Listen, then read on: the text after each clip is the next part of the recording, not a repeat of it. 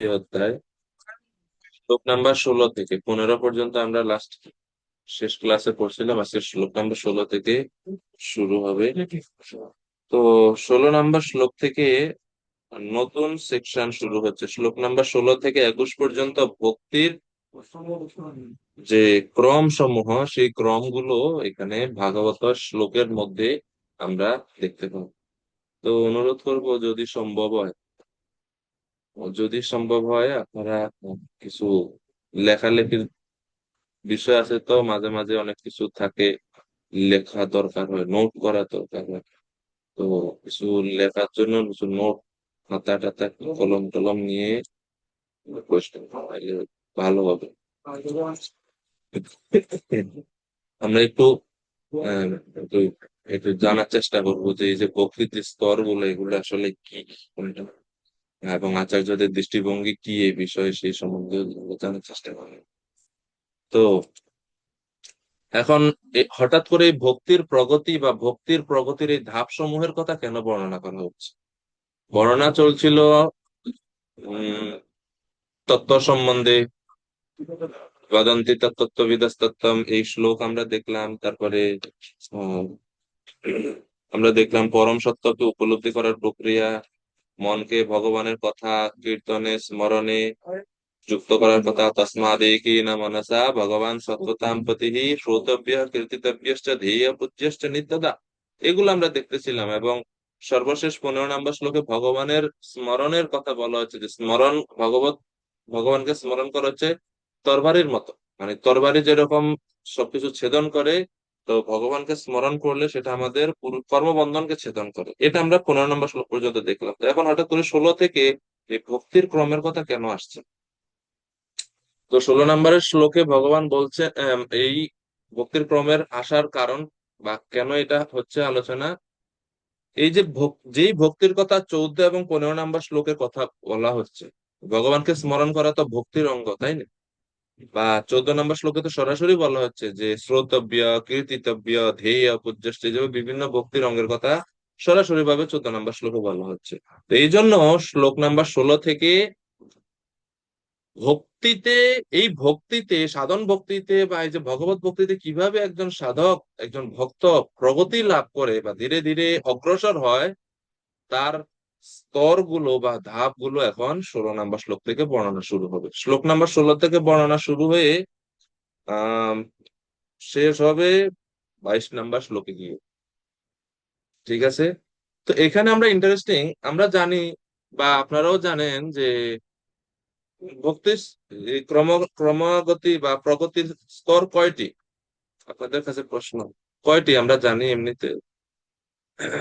ভক্তিতে প্রগতি, যেমন শ্রদ্ধা, সাধু সঙ্গ, এরকম এগুলো কয়টা ধাপ আছে এরকম জানেন কেউ? মনে আছে কারো? প্রশ্ন সহজ হতে পারে কিন্তু বলা দরকার, বলেন। সরবুজ জগন্নাথ প্রভু বলছেন, প্রভু কয়টা, 8টা না 9টা? 9টা। 9টা বলছেন প্রাণবিন্দু প্রভু, 9টা স্তর। ওকে। কেউ কি কৃপা করে 9টা স্তরের নাম ধারাবাহিক ভাবে বলতে পারবেন? 9টা স্তরের নামগুলা ধারাবাহিক ভাবে বলতে পারবেন? হাত ওঠেন কৃপা করে। হঠাৎ করে না বলতে না পারাটা স্বাভাবিক না, আমি এমনি জিজ্ঞেস করছি, কেউ যদি পারেন তাহলে আমরা একটু শ্রবণ করতাম ওনার কাছ থেকে। হঠাৎ করে বলাটা একটু আমার জন্য বিব্রত হবে, আমি তো পড়েই আসছি, এই জন্য আমি হয়তো বলতে পারবো না। আচ্ছা, যদি না বলতে পারো অসুবিধা নাই, আমি একটু বলি। আহ মাতাজির নাম কি লেখা? হ্যাঁ, আনমিউট করে, হ্যাঁ। আচ্ছা, আমার নাম পম্পা দেবী দাসী। ওখানে পম- পম্পা, পম্পা। হ্যাঁ, হ্যাঁ হ্যাঁ আচ্ছা, হ্যাঁ, মাতাজি বলতে পারবেন? হ্যাঁ বলেন, বলতে পারি। বলেন। শ্রদ্ধা সাধু, শ্রদ্ধা সাধু সঙ্গ, ভজন ক্রিয়া, অনর্থ নিবৃত্তি, নিষ্ঠা, রুচি, উম, আসক্তি, ভাব, প্রেম। হরে কৃষ্ণ, অনেক অনেক ধন্যবাদ। শ্রদ্ধা, সাধু সঙ্গ, ভজন ক্রিয়া, অনর্থ নিবৃত্তি, নিষ্ঠা, রুচি, আসক্তি, ভাব এবং প্রেম, এই হচ্ছে ভক্তির হ্যাঁ, এই যে 9টি স্তর, ভজনের স্তর 9টি স্তর। মাতাজি আপনি কি জানেন এই স্তরের গুলোর কথা কে কোথায় লেখছেন, বা এগুলা কোথায় আছে বর্ণনা? এই নামগুলো কোথায় আছে, কে লিখছেন এগুলো? গীতাতে আহ, আছে না, ভাগবতে আছে না, চৈতন্য চরিতামিতে, কোন জায়গাতে মূলত এগুলো পাওয়া যায়? ভক্তির অসামিত সিন্ধু ও আচ্ছা, গ্রন্থ। ভক্তি রসামৃত সিন্ধুতে এটা আছে। কে লেখছেন ভক্তি রসামৃত সিন্ধুতে? ছিল রূপ গোস্বামী। শ্রীল রূপ গোস্বামী। অনেক অনেক ধন্যবাদ মাতাজি আপনাকে, আপনি ঠিক বলছেন। ভক্তি রসামৃত সিন্ধু গ্রন্থে শ্রীল রূপ গোস্বামী, আপনারা এটা পাবেন শ্লোক নাম্বার 1, 4, 15, 16। 1, 4, 15, 16 হচ্ছে রেফারেন্স এটাতে। তিনি শ্লোক লিখছেন, আদৌ শ্রদ্ধা ততঃ সাধু সঙ্গ অথো ভজন ক্রিয়া ততো অনর্থ নিবৃত্তি স্যাৎ ততো নিষ্ঠা রুচিস্ততঃ অথাসক্তিস্ততো ভাব ততঃ প্রেমাভিদুঞ্জতি সাধকানাময়ং প্রেম্নঃ প্রাদুর্ভাবে ভবেৎ ক্রমঃ। এটা হচ্ছে মূল শ্লোক, যার অর্থ আমরা জানি ভক্তির এই 9টা স্তর। মজার বিষয় হচ্ছে রূপ গোস্বামী ভক্তি রসামৃত সিন্ধু গ্রন্থে যে 9টা স্তরের কথা বলছেন, এমন না তো তিনি মন গড়া এগুলো বানাইছেন, এরকম কি না। উনি অবশ্যই বৈদিক শাস্ত্র থেকে এগুলা সংগ্রহ করে সেটা তিনি প্রস্তুত করছেন। তো কোথা থেকে তিনি এটা সংগ্রহ করলেন তার একটা উৎস কিন্তু আমরা এইখানেই আমরা এখন দেখতে পাবো। শ্লোক নাম্বার 16 থেকে 22 নাম্বার এই শ্লোকগুলোর মধ্যে এই ভক্তির এই ক্রমগুলোর কথা আছে। এখন আপনাদের কাছে প্রশ্ন, আচ্ছা এই এই যে ভজনের এই যে স্তর, জাস্ট কি কি এই 9টাই, আর কি কিছু নাই? মজার বিষয় হচ্ছে এইখানে এই শ্লোকগুলোর ব্যাখ্যা করতে গিয়ে বিশ্বনাথ চক্রবর্তী ঠাকুর, আমাদের গৌড়ীয় বৈষ্ণব সম্প্রদায়ের অন্যতম একজন আচার্য, ওনাকে আমরা আমরা বলি, বা ওনাকে, উনি বিখ্যাত হচ্ছে রসিক আচার্য নাম। তিনি ভাগবতের উপরে যে ভাষ্য লিখছেন এটা হচ্ছে রসিক ভাবে, মানে খুব সুন্দর কথোপকথনের আকারে খুব সুন্দর ভাবে তিনি আচার্য এটা ভাষ্য লিখছেন, ওনাকে রসিক আচার্য বলা হয়। তো উনি এই রূপ গোস্বামীর এই 9টা স্তর নিয়ে তিনি সন্তুষ্ট না, তিনি আরো কিছু অ্যাড করছেন।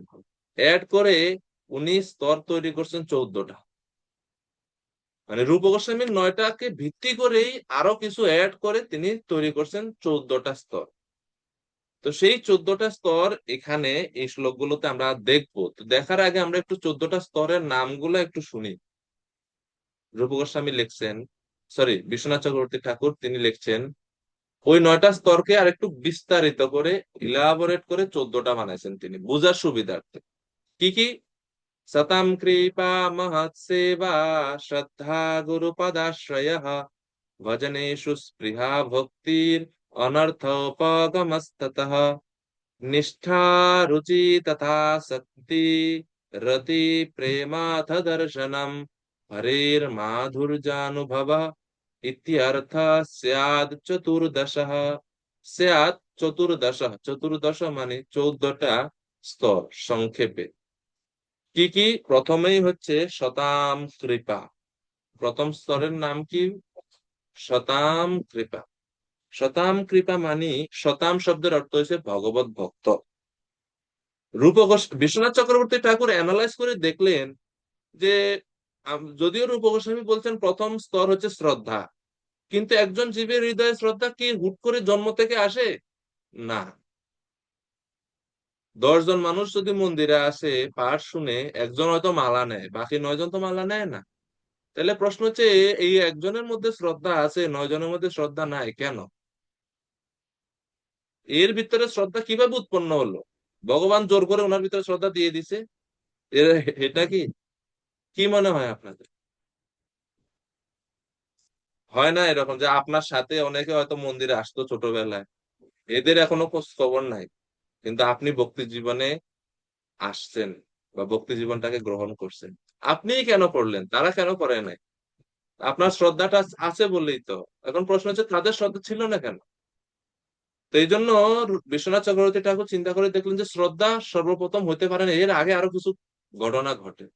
এই জন্য তিনি প্রথম স্তরের নাম দিয়েছেন শতাম কৃপা। শতাম মানে হচ্ছে ভক্ত, ভক্তের কৃপা। ভক্তের কৃপা বা ভক্তের করুণা হচ্ছে সর্বপ্রথম আমাদের ভক্তির সর্বপ্রথম সর্বমূল কারণ। বা আরো যদি সুন্দর করে আমরা বলি, শতাম কৃপা মানে হচ্ছে ভক্তের অহৈতুকী করুণা। এটা হচ্ছে প্রথম। এরপরে কি হয়, দ্বিতীয় স্তরের নাম হচ্ছে মহৎ সেবা। শতাম কৃপা মহৎ সেবা।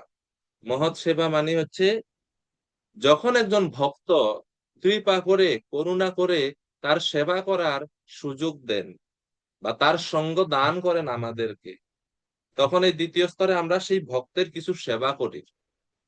যখন ভক্তের কোনো সেবা আমরা করি, মহতের সেবা করা হয়, তখনই 3 নাম্বার স্টেজে আমরা আসি, যেটা হচ্ছে শ্রদ্ধা।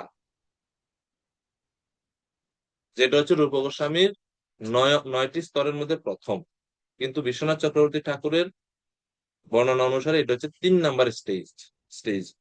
শ্রদ্ধা মানে ভক্তের সেবা করার দ্বারা ওই ওই সাধারণ ব্যক্তির মধ্যে শ্রদ্ধার উদয় হয়। শ্রদ্ধা শব্দে বিশ্বাস কহে সুদৃঢ় নিশ্চয়, কৃষ্ণ ভক্তি কইলে সর্বকর্মকৃত। এই যে দৃঢ় নিশ্চয়, এই যে বিশ্বাস আসে একজন সাধারণ মানুষের মধ্যে, এটা কখন আসে? যখন তিনি সাধুর কৃপা পায় এবং সাধুর সেবা করে, তখন শুশ্রূষ শ্রদ্ধা দান এই শ্লোক আসবে। এগুলো হচ্ছে প্রমাণ, এগুলো শ্লোক আসবে। তো আমরা জাস্ট অঙ্গগুলোর কথা একটু পড়ছি আর কি এখন। তাহলে আমরা 3টা দেখলাম, বিশ্বনাথ চক্রবর্তী ঠাকুরের 14টার মধ্যে 3টা দেখলাম। শতাম কৃপা, পরেরটা কি? মহৎ সেবা। আর 3 নাম্বার হচ্ছে শ্রদ্ধা। শ্রদ্ধা বা বিশ্বাস মানে কি বোঝায়, কেউ বলতে পারবেন? আমরা কখন বলি ইনি শ্রদ্ধাবান? শ্রদ্ধা বলতে কি বোঝায়?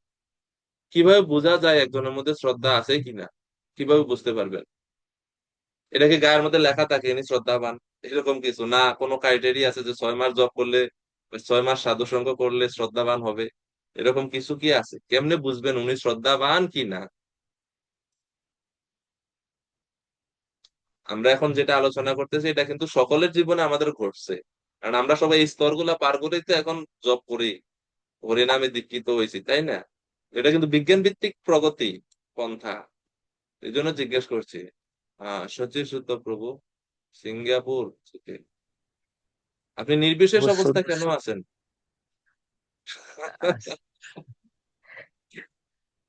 হ্যাঁ, বলুন। কৃষ্ণ, শ্রদ্ধা বলতে বোঝায় যেন আমরা যখন কারো প্রতি, তার কথার প্রতি দৃঢ় বিশ্বাস বা আহ নির্দিষ্ট মনোযোগ, যেটাকে বলা হয় যে তিনি যা বলেছে তাই ঠিক, এরকম কিছু হুম। মনোযোগ অনেক। সহকারে তার হুম, ওকে। একজন ভক্তদের কথা আমরা মনোযোগ দিয়ে শুনি, এটা শ্রদ্ধার একটা লক্ষণ। আপনার উত্তর ঠিক আছে, কিন্তু আরো কিছু আছে। সুন্দর হয়েছে উত্তর। আরো আরো কিছু অ্যাড করা লাগবে। মাধবী হুম। মাতাজি, হ্যাঁ, হরে কৃষ্ণ প্রভু প্রণাম। প্রণাম। প্রভু, অনেক সময় দেখা যায় যে হয়তো ভক্তরা ভগবানের যখন কথা বলছেন, হুম। তখন মানে আপনা থেকেই এসে বসা, ভগবানের কথা শুনতে তার ভালো লাগা, এবং যেখানেই ভগবানের কথা হোক না কেন, সেই টানে টানে সেখানে গিয়ে বসে ভগবানের কথা শোনার আগ্রহ প্রকাশ করা।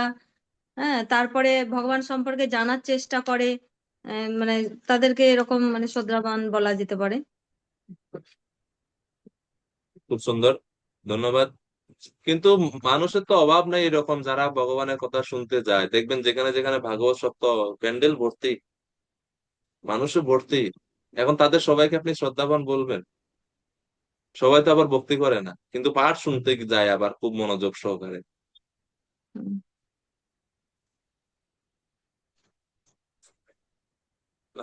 মানে আমি আপনার কথা ডিফাই করছি না, আপনার কথা মানে আপনার যেটা উত্তর দিচ্ছেন এটা ঠিক আছে, এটা শ্রদ্ধার লক্ষণ। কিন্তু প্রশ্ন হচ্ছে যে কি এটাই কি একমাত্র, না আরো কিছু আছে? ওটা দেখি আমরা আরো বৈষ্ণবদের কাছ থেকে শুনি। শিবানন্দ প্রভু, প্রভু কৃপা করে বলুন। তাকে বলা হয়। প্রভু আরেক- বিশ্বাস, শ্রদ্ধা শব্দে বিশ্বাস করে, সুদৃঢ় নিশ্চয় বিশ্বাস থাকতে হবে, তা পালন কিসের করতে উপর হবে। বিশ্বাস? কার উপর বিশ্বাস? এই যিনি ভাগবত কথা বলেন, ও খালি ভাগবত কথা যিনি বলে ওনার উপর বিশ্বাস, আর কোনো কিছুর উপর বিশ্বাস হ্যাঁ, রাখবে না একজন বিশ্বাস, সাধু শাস্ত্র গুরু বাক্য আচ্ছা, আচ্ছা, সবগুলোর প্রতি বিশ্বাস থাকতে হবে এবং তা পালন করতে হবে দৃঢ়ভাবে, দৃঢ়তা থাকতে হবে। ওকে, সুন্দর হচ্ছে, খুব সুন্দর, ধন্যবাদ শিবানন্দ প্রভু। সর্বশেষ আমরা সরবুজ প্রভুর কাছ থেকে শুনি, এরপরে আমরা মুভ করবো সামনে। প্রভু কৃপা করে আনমিউট করুন। প্রভু, তাদেরকে যদি কোনো সেবা করতে বলা হয় তখন তার আগ্রহ ভরে কিন্তু সেবা করতে এগিয়ে আসে। আচ্ছা, মানে কারোর সেবা করতে বলা হলো, তা আগ্রহ ভরে যদি তিনি সেবা করতে আসেন, এর মানে বোঝা যাবে শ্রদ্ধা আছে নাকি? হ্যাঁ, হ্যাঁ। কিন্তু এরকম আবার অনেক মানুষ আছে প্রভু, সেবা করবে ঠিক আছে, কিন্তু জব করার কথা বলে প্রভু প্রভু আসে একটু। তো তখন অনেকে সেবা করে, প্রোগ্রাম আসবে দেখবেন ভক্তের অভাব নাই, এইটা ওটা ওটা ওটা করতেছে, কিন্তু ওই 4টা নিয়ম পালন, 16 মালা জপ, এগুলার কথা যখন আসে তখন দেখা যাচ্ছে মাঠ খালি। হয় না অনেক সময় প্রভু? হ্যাঁ, প্র্যাকটিক্যাল। হ্যাঁ, তাইলে কি বিষয়টা শ্রদ্ধাটা অ্যাকচুয়ালি কেমনে নির্ধারণ করা যায়? আপনাদের সকলের কথা ঠিক আছে, এর সঙ্গে আমি ওইটাই আমি আরেকবার বলি, শ্রদ্ধা মানে হচ্ছে বিশ্বাস। কিসের উপর বিশ্বাস বোঝায়? কৃষ্ণের উপর বিশ্বাস, কৃষ্ণ ভক্তের উপর বিশ্বাস এবং শাস্ত্রের উপর বিশ্বাস। চতুর্থ হয়েছে ভক্তি পন্থার উপর বিশ্বাস। এই 4টা জিনিসের উপর যদি বিশ্বাস থাকে কারো, তাহলে আমরা বুঝতে পারি যে তিনি শ্রদ্ধাবান।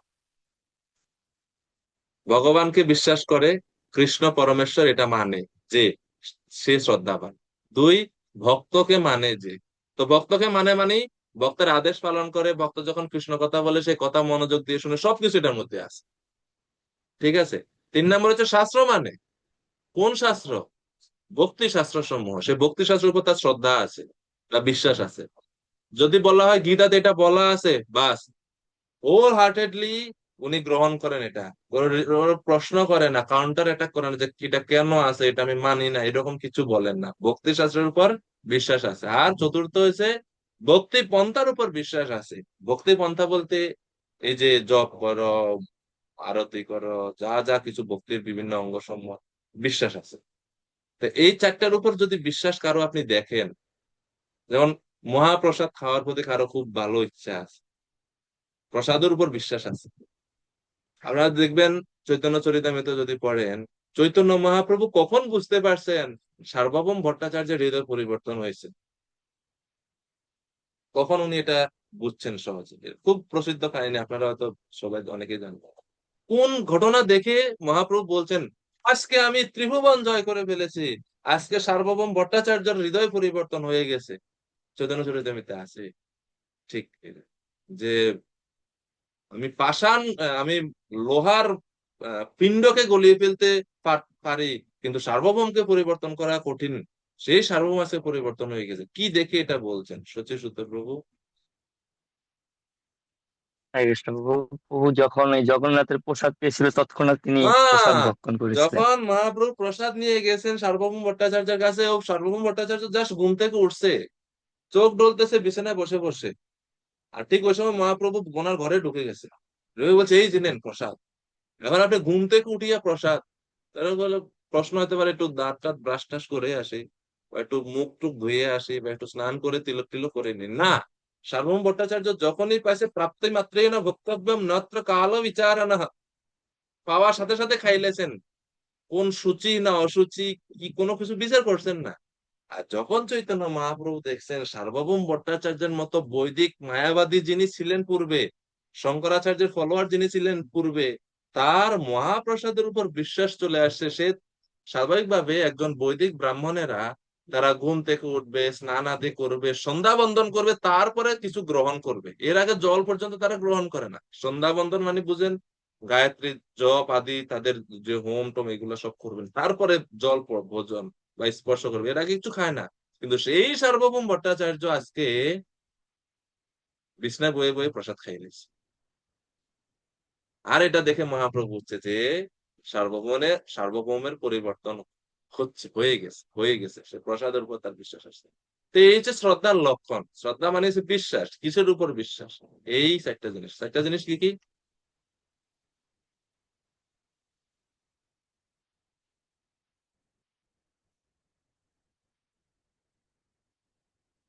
বলেন?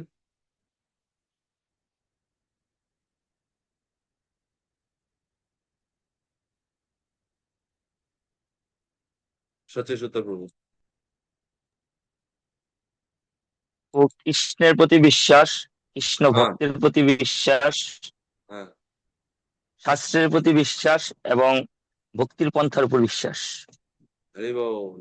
আর কেউ একজন, অন্য আরেকজন, কোন একজন মাতাজি বলেন। কৃষ্ণ কৃষ্ণ ভক্ত, শাস্ত্র শাস্ত্র মানে মানে ভক্তি ভক্তি ভক্তি শাস্ত্রের উপর তার বিশ্বাস আছে, আর ভক্তির পন্থা। কৃষ্ণ ভক্ত, তারপরে ভক্তি এবং ভক্তি শাস্ত্র, এই চারটা জিনিস সহজে মনে রাখা যাবে। রত্নাবলী মাতাজি। প্রণাম প্রভু। পরমেশ্বর ভগবান যে শ্রীকৃষ্ণ, সেই শ্রীকৃষ্ণের উপর বিশ্বাস, তারপরে হচ্ছে ভক্তের উপর, কৃষ্ণ ভক্তের উপর বিশ্বাস, ভক্তি শাস্ত্রের উপর বিশ্বাস, আর ভক্তির পন্থার উপর বিশ্বাস, যে আরতি জপ এগুলো করতে বললে করবেন। তা কি হরে কৃষ্ণ। মনে থাকবে তো আশা করি, না? এই হচ্ছে শ্রদ্ধার লক্ষণ। শ্রদ্ধা, এইগুলো হচ্ছে শ্রদ্ধা। আচ্ছা আচ্ছা।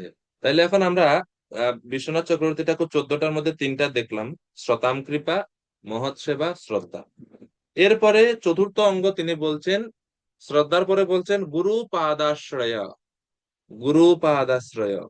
এখন এই গুরু পাদাশ্রয়, এটা কিন্তু আবার নব নব যে 9টা স্তর যেটা, সেখানে সরাসরি ভাবে নাই, সেখানে আছে সাধু সঙ্গ। শ্রদ্ধা, শ্রদ্ধার পরপরই অঙ্গটা হচ্ছে কি? সাধু সঙ্গ। ওই সাধু সঙ্গটাকেই এখানে, সাধু সঙ্গ বলতে কি বোঝায়, সাধু সঙ্গ বলতে কি বোঝায় এটা আরো বিস্তারিত বোঝানোর জন্য বিশ্বনাথ চক্রবর্তী ঠাকুর স্পেসিফিকলি ভাবে বলছেন যে যখনই কারোর মধ্যে শ্রদ্ধা আসে, এর পরের কাজ হচ্ছে সে সদ্গুরুর চরণে আশ্রয় গ্রহণ করে। এই জন্য বলছে গুরু পাদাশ্রয়। তো চতুর্থ অঙ্গটা হচ্ছে গুরু পাদাশ্রয়, মানে গুরুদেবের চরণে আশ্রিত হয়। আশ্রিত হয় বলতে খালি আশ্রিত হয় না, যেটা আমরা ইস্কনে আশ্রিত হওয়া বুঝি, ওইটা না। গুরুর চরণে আশ্রিত হওয়া মানে হচ্ছে গুরুর চরণে শরণাগত হওয়া, মানে দীক্ষা আদি লাভ করে গুরুর নির্দেশ মতো, গুরুর আদেশ নির্দেশ মতো ভক্তির অঙ্গগুলো তিনি পালন করতে শুরু করে। তো এটা হচ্ছে চতুর্থ অঙ্গ। তিনি বলছেন গুরু পাদাশ্রয়। গুরু পাদাশ্রয়ের পরে কি হয়? পঞ্চম অঙ্গ হচ্ছে ভজনেষু স্পৃহা।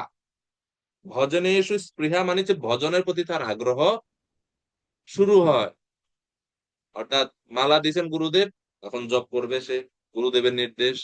প্রথম থেকে স্বতঃস্ফূর্ত না হলেও গুরুর নির্দেশ বলেও তিনি করবেন ভক্তির অঙ্গগুলা। এটা হচ্ছে পঞ্চম অঙ্গ বিশ্বনাথ চক্রবর্তী ঠাকুর মতে, ভজনেষু স্পৃহা, ভজনের প্রতি আগ্রহ। আর এটাকেই রূপ গোস্বামী বলছেন ভজন ক্রিয়া। 3 নাম্বার স্তর। 9টি স্তরের মধ্যে 3 নাম্বার স্তর হচ্ছে ভজন ক্রিয়া। আর সেই ভজন ক্রিয়াকে এখানে বলা হচ্ছে ভজনেষু স্পৃহা। আচ্ছা, এরপরে পঞ্চম অঙ্গ ভজনেষু স্পৃহা, এরপরে কি হয়? ষষ্ঠ অঙ্গ হচ্ছে ভক্তি। ভজনেষু স্পৃহা মানে, ভজনেষু স্পৃহা আর ভক্তির মধ্যে কি পার্থক্য? বিশ্বনাথ চক্রবর্তী ঠাকুর একটু এটার একটু পার্থক্য করে লেখছেন যে ভজনেষু স্পৃহা মানে তার ইচ্ছা হয় ভজন করার, আর ভক্তি মানে সে ভক্তির অঙ্গগুলা ঠিকভাবে নিয়মিত ভাবে পালন করতে থাকে। তো এটা হচ্ছে ষষ্ঠ অঙ্গ, ভক্তি, শুধু ভক্তি। এর ফলে ভক্তি যখন সে ঠিকভাবে শুরু করে, এর ফলে কি হয়? এর পরবর্তী স্তর হচ্ছে সপ্তম স্তর, অনর্থ অপগম। ভক্তি অনর্থ অপগমস্ততঃ, বিশ্বনাথ চক্রবর্তী ঠাকুর লিখছেন অনর্থ সমূহ বিনাশ হতে থাকে, অনর্থ সমূহ নাশ হতে থাকে। আর এটাই রূপ গোস্বামীও লিখছেন 9টি স্তরের মধ্যে ভজন ক্রিয়ার পরে হচ্ছে অনর্থ নিবৃত্তি। অর্থাৎ যখনই কেউ ভজন ক্রিয়া শুরু করে তখন অনর্থ সমূহ নিবৃত্তি হতে থাকে। এর ফলে অনর্থ নিবৃত্তির পরে কি হয়? নিষ্ঠা। রূপ গোস্বামীও লিখছেন নিষ্ঠা, বিশ্বনাথ চক্রবর্তী ঠাকুরও পরের স্তর লিখছেন নিষ্ঠা। নিষ্ঠা মানে কি?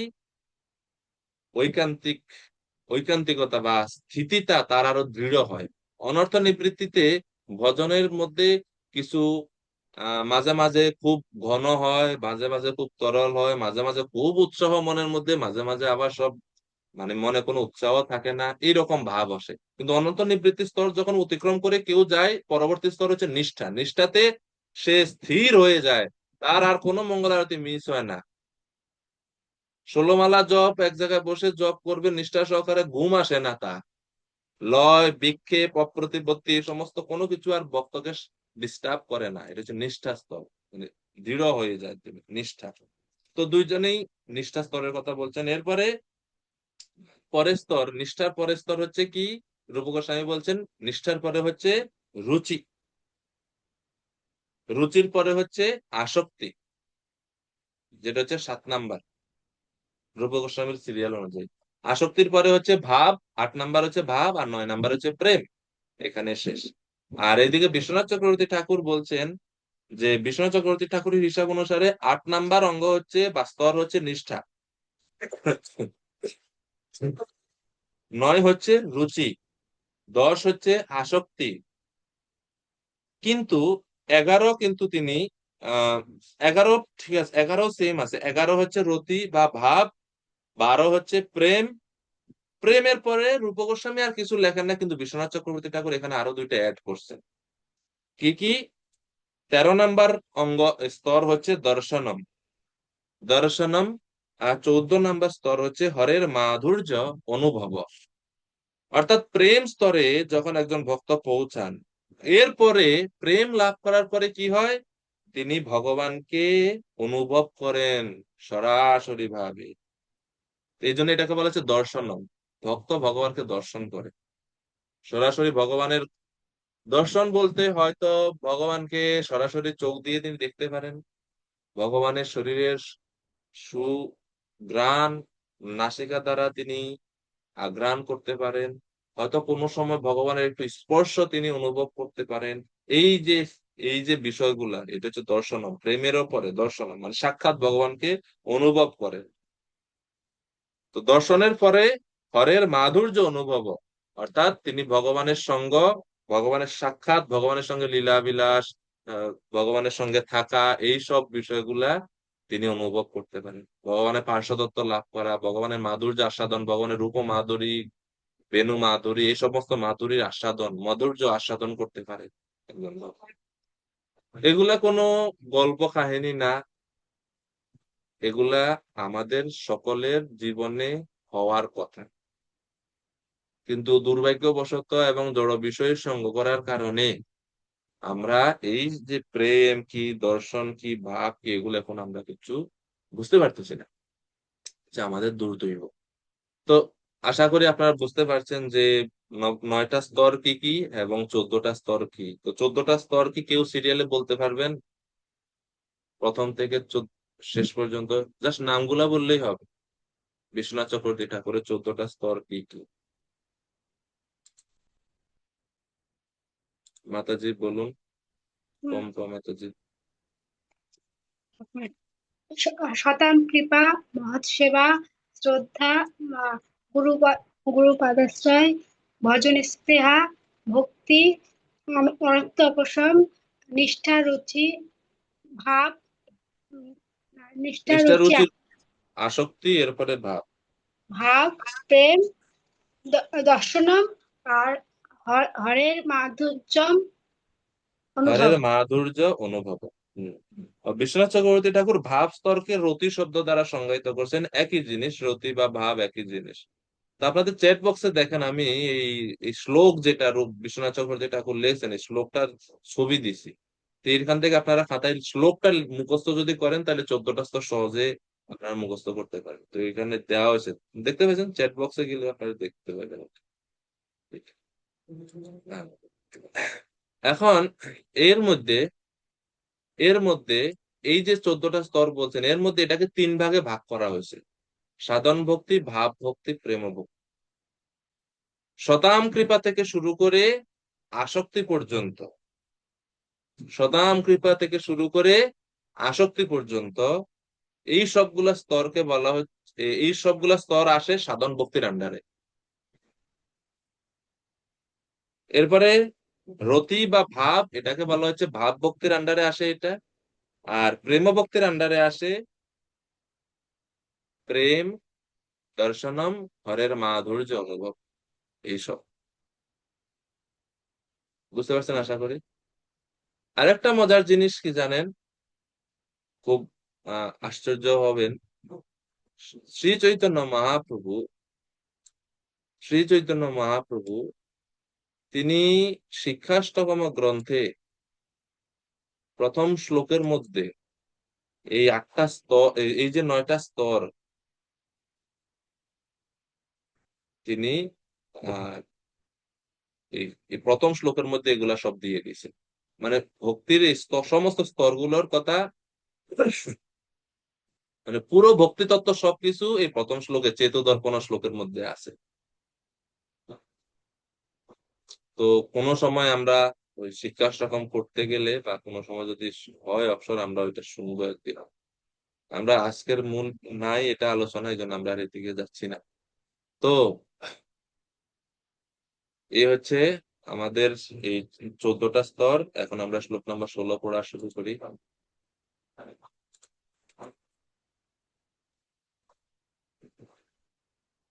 শুশ্রূষ শ্রদ্ধাধানস্য বাসুদেব কথা রুচি স্যাৎ মহৎ সেবয়া বিপ্রাহ পুণ্যতীর্থ নিষেবনাৎ।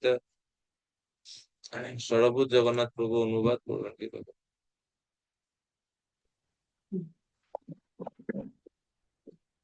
হে ব্রাহ্মণ ঋষিগণ, সব রকমের পাপ থেকে সম্পূর্ণভাবে মুক্ত ভগবত ভক্তদের সেবা করার ফলে মহৎ সেবা সাধিত হয়। এই আপনাদের ধরনের সেবার ফলে কৃষ্ণ কথা শ্রবণে আসক্তির উদয় হয়। হরে কৃষ্ণ। আপনাদের ঘরে আরো কেউ কি আছে ক্লাসে অ্যাটেন্ড করছে? হ্যাঁ, ওই জন্য ইকো হচ্ছে। ঠিক আছে। তো শ্লোক নাম্বার 16-তে প্রথমে আহ, বর্ণনা করা হচ্ছে শুশ্রূষ শ্রদ্ধাধানস্য। শুশ্রূষ মানে কি? শুশ্রূষ মানে হচ্ছে ভগবত কথা শ্রবণের যার ইচ্ছা আছে। কিভাবে তিনি ভগবানের কথা শ্রবণ করেন? শ্রদ্ধাধানস্য, মনোযোগ ও সাবধানতা সহকারে। তাহলে শুশ্রূষ শ্রদ্ধাধানস্য মানে কি? মনোযোগ এবং সাবধানতা সহকারে ভগবানের কথা শ্রবণ করার অভিলাষ যার মনের মধ্যে আছে।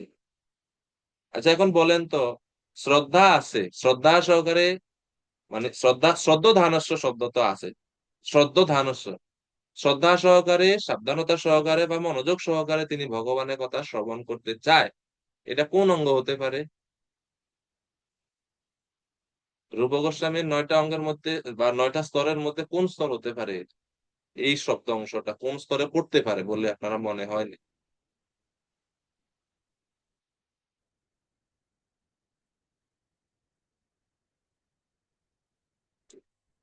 সচিশুদ্ধ প্রভু।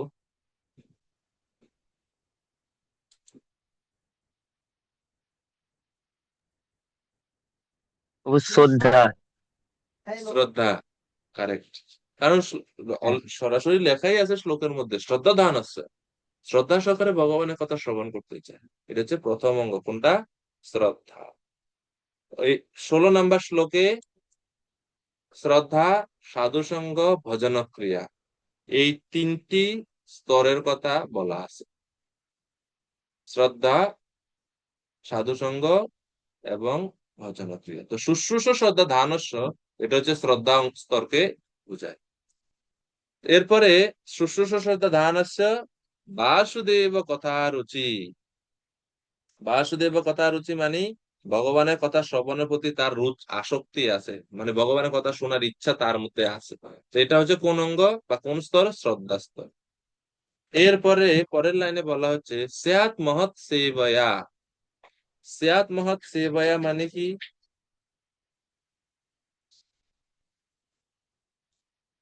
এই যে ভগবানের কথা শ্রবণ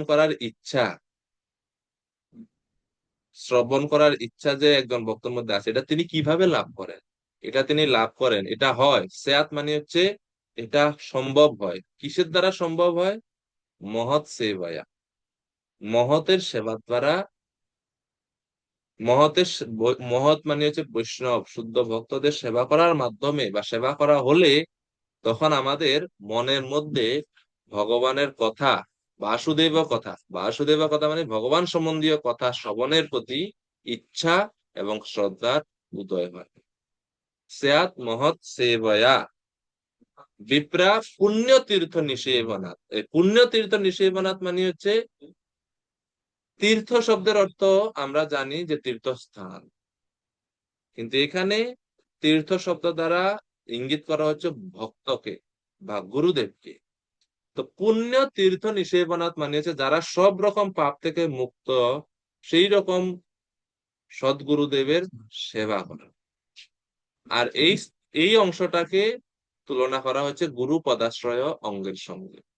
তাইলে সহজ কথা আমরা যদি দেখি, এই শ্লোকের মধ্যে রূপ গোস্বামীর যে 9টা স্তর, তার মধ্যে 3টা স্তরের কথা বলা আছে, শ্রদ্ধা, সাধুসঙ্গ, ভজনক্রিয়া। আর বিশ্বনাথ চক্রবর্তী ঠাকুর যে 14টা পর্যায়ে বলছেন, তার মধ্যে 4টা স্তরের বর্ণনা এই শ্লোকের মধ্যে আছে। মূল এই শ্লোকের মূল বিষয় হচ্ছে যে ভগবানের ভক্তদের সেবা করা হলে কৃষ্ণ কথার প্রতি আমাদের রুচি আসে। মূল সিদ্ধান্ত হচ্ছে এইটা, যে আপনার যদি ভগবানের কথা শ্রবণের প্রতি ইচ্ছা না থাকে, তাহলে আপনি বেশি বেশি করে বৈষ্ণবদের সেবা করবেন। বৈষ্ণবদের সেবা বলতে খালি বড় বড় প্রভু দেখি সেবা করিয়েন না। বৈষ্ণব মানে সবাই, অহংকার বাদ দিয়ে, উপাধি বাদ দিয়ে সমস্ত বৈষ্ণবদের নিরহংকার হয়ে বৈষ্ণবদের সেবা করবেন। তাহলে দেখবেন ভগবানের কথা শ্রবণের জন্য হৃদয় ইচ্ছা জাগ্রত হবে। এটাই এই শ্লোকের মূল বিষয়। এই শ্লোকে আপনি যদি হেডিং একটা দিতে চান, এই হেডিং দিবেন যে ভক্তদের সেবা করলে কৃষ্ণ কথা শ্রবণের রুচি বৃদ্ধি পায়। চ্যাট বক্সে দেওয়া হয়েছে আপনাদের, ভেঙে ভেঙে ভেঙে ভেঙে লেখা আছে, এখান থেকে দেখে দেখে আপনারা নোট করতে পারবেন। সেয়াত এটা অর্থ বোঝার জন্য সুবিধার্থে এটা এরকম একটু আগে পিছিয়ে আছে। সেয়াত মহৎ সেবায়া, চ্যাট বক্সে দেখেন, সেয়াত মহৎ সেবায়া বিপ্রা মানে মহান ভক্তদের সেবার দ্বারা সম্ভব হয়। তো এখানে ওই 14টার মধ্যে দ্বিতীয় অঙ্গটা আছে, হাইলাইট বোল্ড করে লেখা আছে, দেখেন 2 মহৎ সেবা, এটাকে মহৎ সেবা বলা হচ্ছে। এরপরে কি সম্ভব হয়? শতাম কৃপা, ভক্তদের অহৈতুকী করুণা সম্ভব হয়। এর ফলে কি হয়? শুশ্রূষ শ্রদ্ধা ধানস্য, মনোযোগ এবং সাবধানতা সহকারে শ্রবণের ইচ্ছা জাগ্রত হয়, যেটা হচ্ছে শ্রদ্ধার অঙ্গ। শ্রদ্ধা, ভক্তের সেবা দ্বারা শ্রদ্ধার উদয় হয়। আর এর ফলে কি হয়? পুণ্য তীর্থ নিষেবনাথ, গুরুর, তীর্থ শব্দের অর্থ হচ্ছে এখানে গুরু, তো গুরুদেবের চরণের আশ্রয় লাভ করে। এই হচ্ছে 3টা অঙ্গ বা 3টা স্তর, এবং 4টা স্তর দুইটাই এটার মধ্যে আছে। যে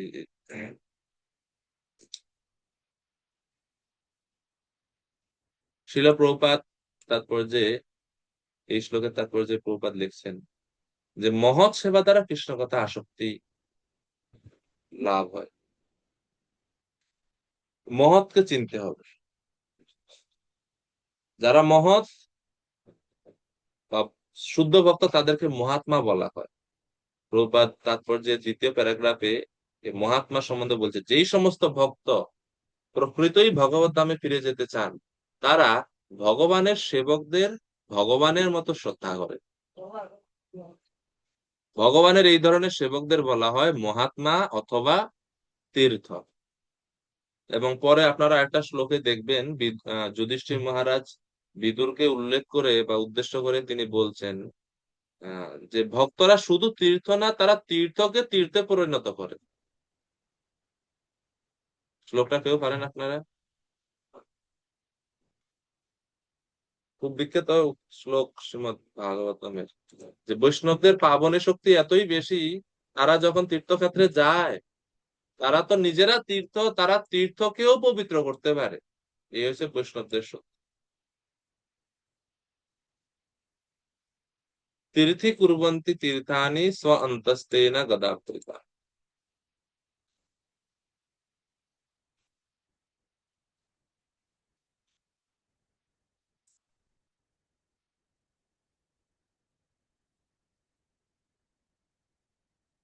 এক 13-10 নম্বর শ্লোক। যুধিষ্ঠির মহারাজ বলছেন, ভগবদ্বিদা ভাগবতা তীর্থভূতা স্বয়ং বিভো তীর্থি কুর্বন্তি তীর্থানি স্বান্তস্থেন গদাবৃতা। তো এখান থেকে আমরা বুঝতে পারি যে বৈষ্ণবরা হচ্ছে প্রকৃত তীর্থ। সাধারণত আমরা যে গঙ্গা যমুনা আদি তীর্থস্থান দেখি, তার থেকেও শ্রেষ্ঠ হচ্ছে একজন ভক্ত। আরো বেশি, মানে উনি হচ্ছেন মুভিং তীর্থ বলা হয়, চলন্ত তীর্থ। আপনি তো গঙ্গায় স্নান করতে হলে গঙ্গা যেতে হবে, কিন্তু এই তীর্থরা, ভক্তরা, তাদের কাছে যাওয়া লাগে না, তারা নিজে থেকেই আসে আমাদের কাছে, আমাদেরকে পবিত্র করার জন্য। ঠিক আছে, তো এটা হচ্ছে। আর এই মহাত্মারা বা সাধুরা, যারা, যাদেরকে এখানে তীর্থ বলা হচ্ছে, তাদের আরেকটা বিশেষত্ব আছে ওই তীর্থক্ষেত্র থেকে আলাদা, যে সেটা হচ্ছে যে ওই সমস্ত তীর্থক্ষেত্রে গিয়ে আপনাকে স্নান করতে হবে, তারপরে আপনি পবিত্র হবেন।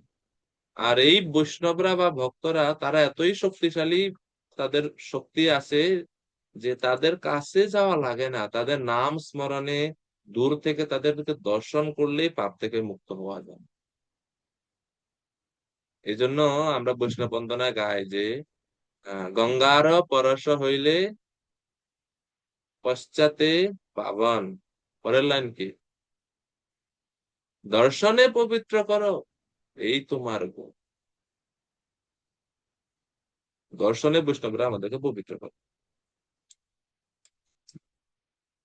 তো শ্রী চৈতন্য মহাপ্রভু, তিনি নিজে এসে ভক্ত রূপে আচরণ করেছেন, এবং তিনি নিজেকে কখনো ভগবান বলে প্রচার করেননি, এবং যদি কেউ কখনো মহাপ্রভুকে ভগবান বলে সম্বোধন করতো, তিনি বিষ্ণু বিষ্ণু বলে দুই হাত দিয়ে দুই কান আচ্ছাদন করতেন, যে কি বলছো তোমরা, এটা বিষ্ণু বিষ্ণু, আমি কখনো ভগবান না, এইভাবে। তো তাৎপর্য প্রভুপাদ বলছেন যে আমাদের ফল্গু ভগবান থেকে সাবধান হতে হবে, নকল ভগবান থেকে সাবধান হতে হবে। ভগবান শ্রীকৃষ্ণের সেবায় আমাদের যুক্ত হতে হবে। অন্য সাধারণ মানুষকে ভগবান বলে গ্রহণ করা বুদ্ধিমানের কাজ নয়। প্রভুপাদ তাৎপর্য শেষ দিকে খুব গুরুত্বপূর্ণ বলছেন যে কেউ যখন ভগবানের সেবকদের সেবা করেন, তখন তার মধ্যে ভগবানের সেবকদের গুণগুলি প্রকাশিত হয়, এবং তার ফলে তিনি ভগবানের মহিমা শ্রবণ করার যোগ্যতা অর্জন করেন। ভগবানের কথা শ্রবণ করার ঐকান্তিক আগ্রহ হচ্ছে ভগবত ধামে প্রবেশ করার সর্বপ্রথম যোগ্যতা। এই জন্য চৈতন্য চরিতামৃতে বলা হয় যে কৃষ্ণ ভক্তি জন্মমূল হয় সাধু সঙ্গ। আপনাদের কাছে একটা প্রশ্ন, আচ্ছা বলেন তো, কিভাবে ভক্তির জন্ম হয় আমাদের মধ্যে? প্রশ্ন, খুব মনোযোগ দিয়ে শুনবেন। আমরা তো বলি না আমরা ভক্ত হয়েছি, ভক্ত হয়েছি, বা ভক্তি প্রচার করে আসি, ভক্তিটা কিভাবে জন্মায় আমাদের মধ্যে? প্রশ্ন সকলের কাছে, যে কেউ চাইলে শুচিসুত প্রভু, ভক্তি কিভাবে জন্মায়? তবু এক হচ্ছে কোন মহাত্মাদের কৃপা এবং তাদের সঙ্গের মাধ্যমে। চিন্তা করে উত্তর দিয়েন, কিন্তু প্রশ্নটা শুনছেননি ভালো করে। ভক্তি কিভাবে জন্মায়? ওকে, আপনার উত্তর কি? প্রথম কি বলছেন প্রভু? কোন কোন মহাত্মাদের কৃপা মানে করুণা, হ্যাঁ, মহাত্মাদের বা করুণা, তাদের আর আশীর্বাদ, আর তাদের সঙ্গ। সঙ্গ এবং তাদের আশীর্বাদ, এটাই তো। হ্যাঁ। আচ্ছা। মাইক বন্ধ করিয়েন না, মাইক খোলা থাকুক আপনার, কারণ যেহেতু আপনি আমাকে কই কই গেল। হ্যাঁ প্রভু আছি। আচ্ছা, আছে। যখন আমি জিজ্ঞেস করছি যে প্রভু ভক্তির কিভাবে জন্মায়, আচ্ছা, এখন দ্বিতীয় প্রশ্ন আপনার কাছেই, ভক্তি নিত্য না অনিত্য বস্তু? ভক্তি নিত্য বস্তু। আচ্ছা, আত্মা নিত্য না অনিত্য বস্তু? আত্মা নিত্য। আচ্ছা, গীতাতে আত্মার কি বৈশিষ্ট্য ভগবান দ্বিতীয় অধ্যায়ে বলছে? আত্মার জন্ম মৃত্যু হয় কি? না। আত্মা জন্ম মৃত্যু হয় না কেন? কারণ আত্মা হইছে তো নিত্য। তাহলে আপনি বলছেন ভক্তি নিত্য না অনিত্য? ভক্তি নিত্য। তাহলে জন্ম হয় কেমনে? যদি জন্ম হয় তাহলে তো ভক্তি নিত্য হইতো না। সেক্ষেত্রে তো আহ মহাপ্রভুর সেই প্রথম শ্লোক যাচ্ছে তো দর্পণ মার্জনম, যে আসলে আমাদের ভক্তিটা গুপ্ত থাকে, কিন্তু এই সাধু গুরু বৈষ্ণবের মাধ্যমে আমরা কি ওটাকে দর্পণের মতো পরিষ্কার করে ওটাকে কারেক্ট, জাগ্রত করি। কারেক্ট। ভক্তি জন্মানোর মতন কিছু না, কারণ জন্মাইলে তো মৃত্যু অবশ্যম্ভাবী হয়ে যাবে। তো ভক্তি জন্মায় না, ভক্তি ভগবানের স্বরূপ শক্তি। তো ভগবানের শক্তি যেরকম নিত্য, ভক্তি দেবীও নিত্য।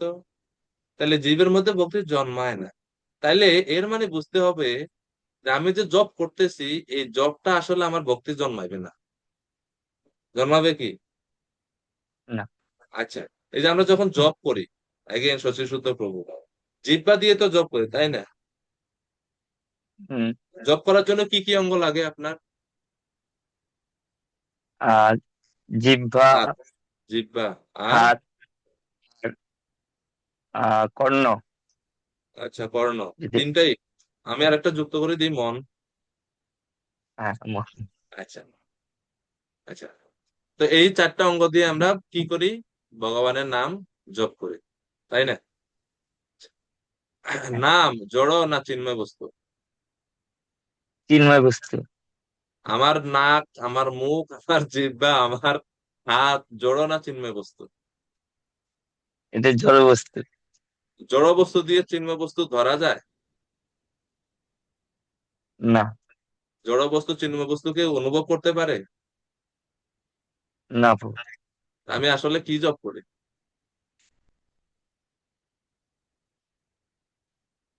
আর সেই জপের দ্বারা কি আমি ভক্তিকে লাভ করতে পারবো? এখন বলেন, ব্যাখ্যা করেন কিভাবে। তাহলে আপনি জব, তাহলে মানে জব করা বাদ দিয়ে দিব? আহ ও সেক্ষেত্রে তো হ্যাঁ, হ্যাঁ, বলুন, বলুন, সেক্ষেত্রে তো বলুন। আমরা যেরকম আমাদের যে সূক্ষ্ম আত্মা রয়েছে, মন বুদ্ধি অহংকার, তো হুম। সেক্ষেত্রে মনটা তো প্রভু আমাদের অলরেডি সম্পূর্ণ সাথে যাচ্ছে। তো যদি আমরা মন দিয়ে তো চিন্ময় বস্তুকে অনুভব করতে মন পারি নাকি? জিনিসটা জড় তো, তো জড় বস্তু তো চিন্ময় জিনিসকে উপলব্ধি করতে পারার ক্ষমতা রাখে না। রাখে কি বলেন? মন বুদ্ধি অহংকার যে তিনটার কথা বলছেন সেটা সূক্ষ্ম দেহ, কিন্তু কৃষ্ণর কাছে যাইতে হলে সূক্ষ্ম দেহ ত্যাগ করতে হবে, তাই না? আর সূক্ষ্ম দেহের এই হ্যাঁ। তিনটে উপাদানই তো জড় জড় বস্তু দিয়ে তৈরি। তাহলে এই জন্য রূপ গোস্বামী বলছেন, অতঃ শ্রীকৃষ্ণ নামাদি ন ভবেদ গ্রাহ্যম ইন্দ্রিয়ই। ইন্দ্রিয়ই মানে ইন্দ্রিয় সমূহের দ্বারা ভগবানের নাম রূপ গুণ লীলা ন ভবেদ গ্রাহ্যম, গ্রাহ্য নয়, বোঝা যায় না। তাইলে জব করা আজকে থেকে বাদ, ঠিক না? না যেহেতু প্রভু, এটা তো আমরা চেষ্টা করছি, আমরা তো এখন থেকে যেতে পারিনি। যেটা বলেছে যে কি একবার নাম জপিলে যত পাপ সরে জীবের কি সাধ্য, তো আমরা তো ওরকম নাম করতে পারছি না। আহ, না, আমরা পরের চেষ্টা করছি লাইনটা আর হচ্ছে কি। গুরুত্বপূর্ণ। রূপ গোস্বামী তখন বলছেন যে ইন্দ্রিয় সমূহ, জড় ইন্দ্রিয় সমূহ ভগবানের নাম রূপকে গ্রাহ্য করতে পারে না, ঠিক। তো পরের লাইনে রূপ গোস্বামী সমাধান দিয়েছেন, সেবান মুখো হি জিহ্বাদৌ স্বয়মেব স্ফুরত্যদ। যদিও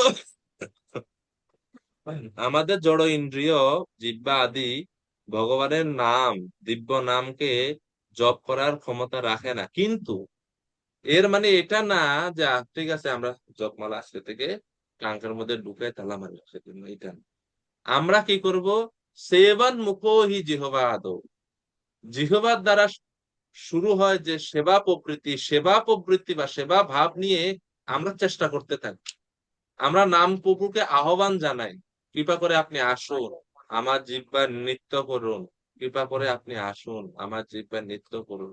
আমরা জপ করি এবং এটা হচ্ছে আমাদের প্রার্থনা, আমরা দিব্য নামকে আহ্বান করি। আচ্ছা, এখন বলেন তো প্রভু কৃষ্ণ যখন এই জগতে আসেন, এই জগৎটা জড় জগৎ কি না? হ্যাঁ প্রভু। কৃষ্ণ জড় জগতে যখন আসেন, কৃষ্ণ জড়ের মধ্যে মিশ্রিত হয়ে যায় না। না। তিনি জড় জগতে আসেন কিন্তু তিনি চিন্ময়, চিন্ময়ই থাকেন। তদ্রূপ কৃষ্ণ থেকে কৃষ্ণ নাম ভিন্ন না অভিন্ন? অভিন্ন। অভিন্ন। তাহলে কৃষ্ণ যদি জড় জগতে আসার পরেও কিছুর দ্বারা তিনি প্রভাবিত হন না, তো ভগবানের নাম কি চাইলে আমাদের এই জড় জিহ্বার উপর নিজেকে অবতরণ করতে পারেন না যদি উনি ইচ্ছা করেন? হ্যাঁ পারে। আর ওটা হচ্ছে শুদ্ধ নাম। আর আমরা ওটার জন্যই প্রচেষ্টা করি, প্রতিদিন গুরুদেব আমাদের নির্দেশ দিয়েছে 16 মালা জপ করো। আমরা আহ্বান জানাচ্ছি শুদ্ধ নামকে, কৃপা করে আপনি আমাদের জিহ্বায় আসুন। উনি যদি ইচ্ছা করে তাহলে উনি আসতে পারে, কিন্তু আমাদের চেষ্টাটা সম্পূর্ণ না। তো এই জন্য মূল পয়েন্ট হচ্ছে এটা, যে আমার সাধনা সবকিছু না, আর ভক্তিটা ওই সাধনার দ্বারাও লাভ করা যায় না, কিন্তু আবার সাধনার দরকারও আছে। ভক্তি তাহলে কিভাবে হয়? তো বলছে ভক্ত্যা সঞ্জাতয়া ভক্ত্যা। ভক্তি একজন ভক্তের হৃদয় থেকে আরেকজন ভক্তের হৃদয়ে স্থানান্তরিত হয়।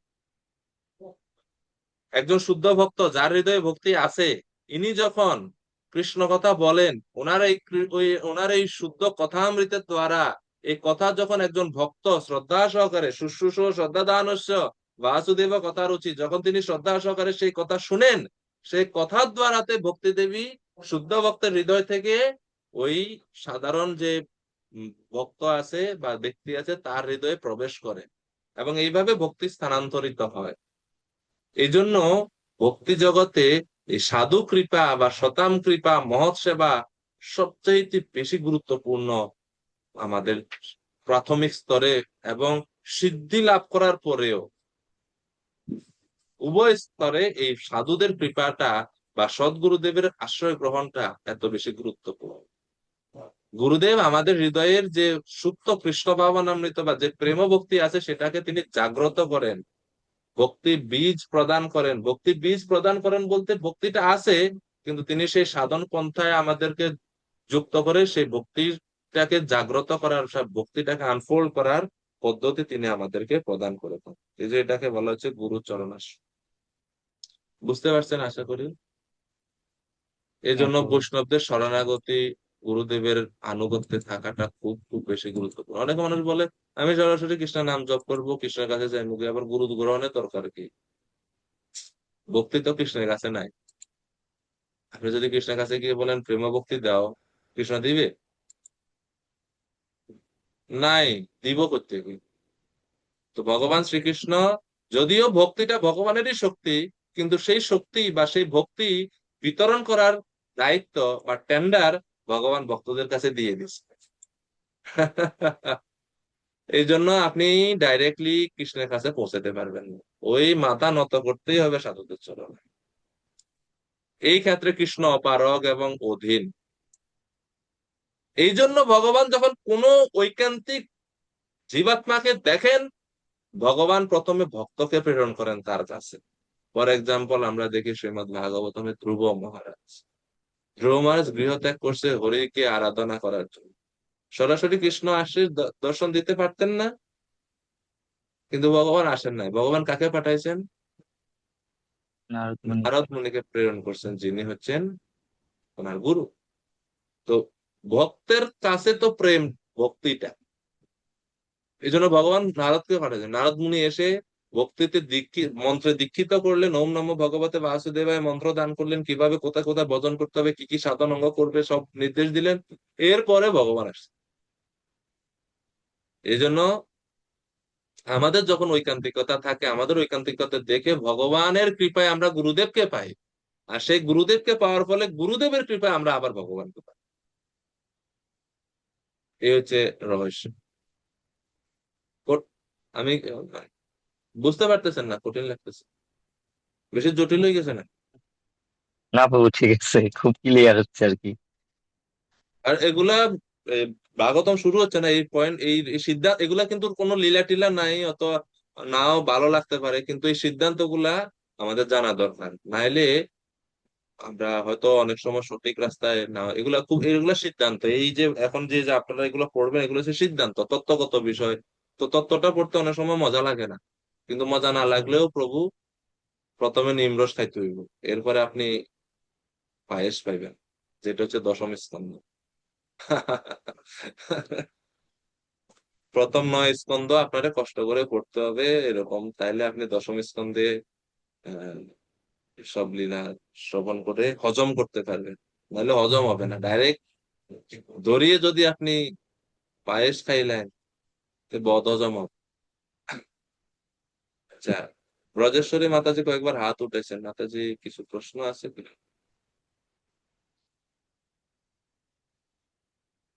হরে কৃষ্ণ প্রভু, দণ্ডবাদ প্রণাম। ভক্তির ব্যাপারে বলতে চাইছিলাম প্রভু, ভক্তি কিভাবে আমাদের হৃদয়ে আসবে ওইটাই বলতে চেয়েছিলাম। যখন শুদ্ধ ভক্তের সংস্পর্শে বসে আমরা যখন ভজন কীর্তন ভগবত পাঠ শ্রবণ করব, যখন শুদ্ধ ভক্ত দেখবে যে সে মনোযোগ সহকারে আমার কথা শ্রবণ করছে, তখন ভক্তি দেবী সেই শুদ্ধ ভক্তের হৃদয় থেকে অন্য ভক্তের হৃদয়ে ট্রান্সফার হয়। ভক্তে এই- সঞ্জাতয়া ভক্তা, এটা হচ্ছে। হ্যাঁ, এটাই বলতে চাইছিলাম প্রভু। ওকে, এরপরে 17 নম্বর শ্লোক।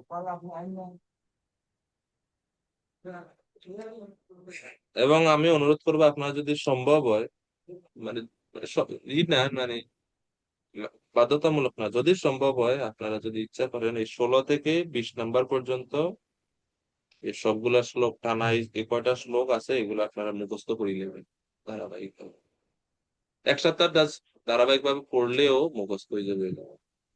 তো শ্লোক নাম্বার 17। শৃণ্যতাম স্বকথা কৃষ্ণ পুণ্যশ্রবণ কীর্তনা হৃদ্যন্তস্ত হি অভদ্রাণি বিধুনতি সুহৃৎসতা। অনন্ত লীলাময়ী মাতাজি অনুবাদ করুন। পরমেশ্বর ভগবান শ্রীকৃষ্ণ, যিনি পরমাত্মা রূপে সকলের হৃদয়ে বিরাজ করেন এবং যিনি হচ্ছেন সাধুবর্গের সুহৃদ, তিনি তার পবিত্র কথা শ্রবণ এবং কীর্তনের অতিযুক্ত ভক্তদের হৃদয়ে সমস্ত ভোগ বাসনা বিনাশ করেন।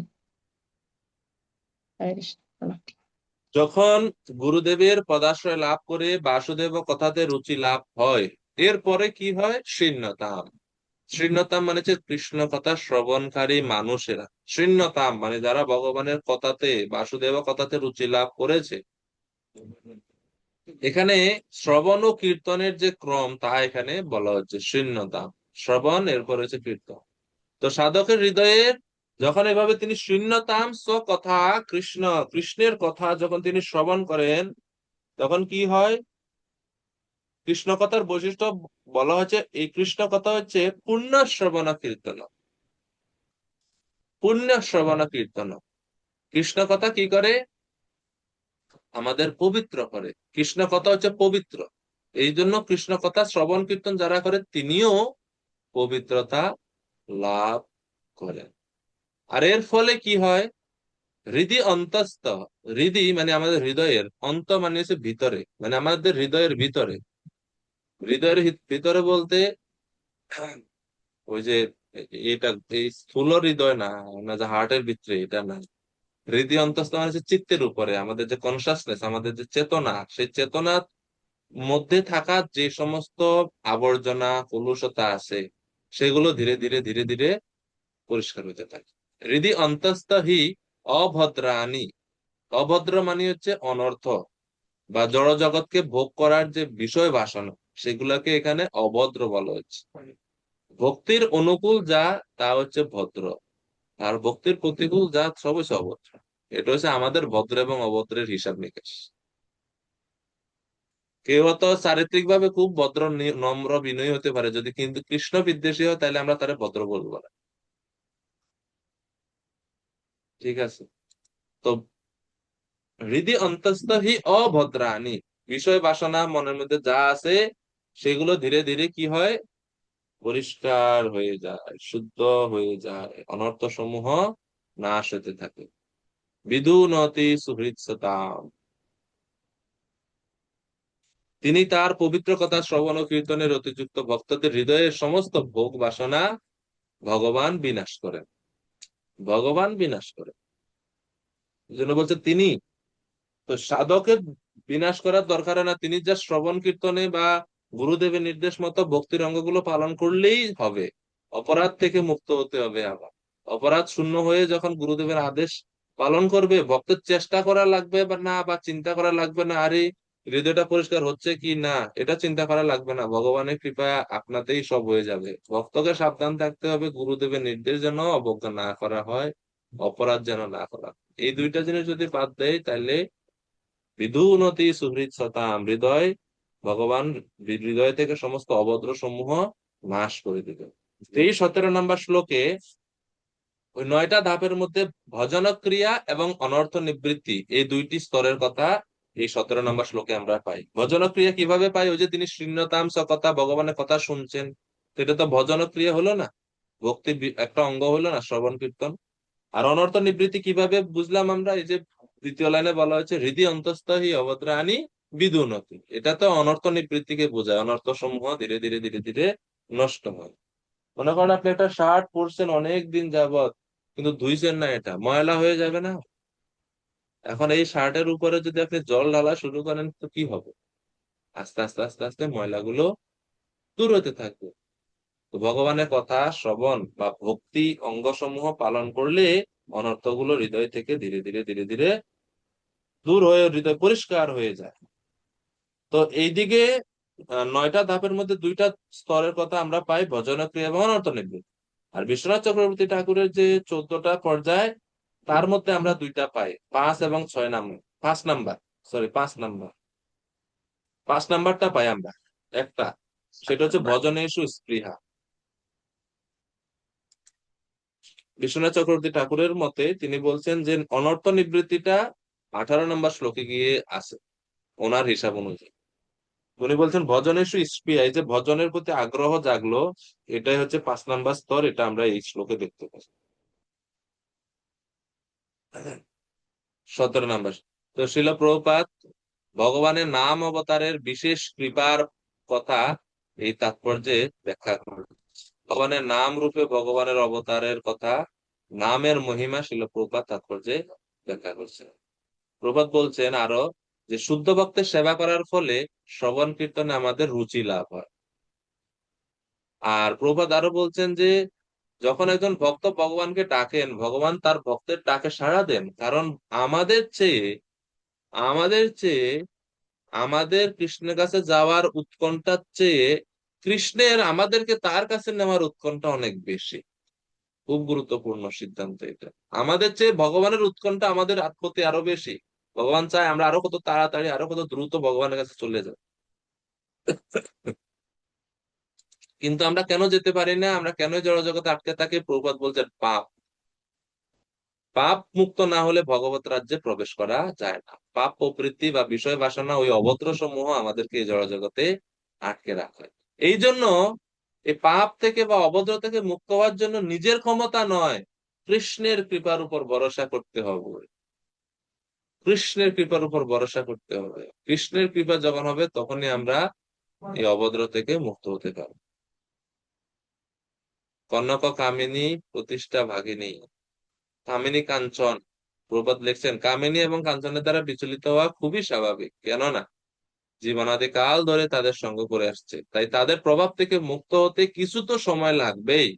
কিন্তু কেউ যদি নিষ্ঠা সহকারে ভগবানের মহিমা শ্রবণ করেন, তখন ধীরে ধীরে তার স্বরূপ সম্বন্ধে অবগত হন এবং এইভাবে তিনি মুক্তি লাভ করতে পারেন। 18 নম্বর শ্লোক, নষ্টপ্রায়েষু ভদ্রেষু নিত্যম ভাগবত সেবয়া ভগবতী উত্তম শ্লোকে ভক্তির ভবতি নৈষ্ঠিকী।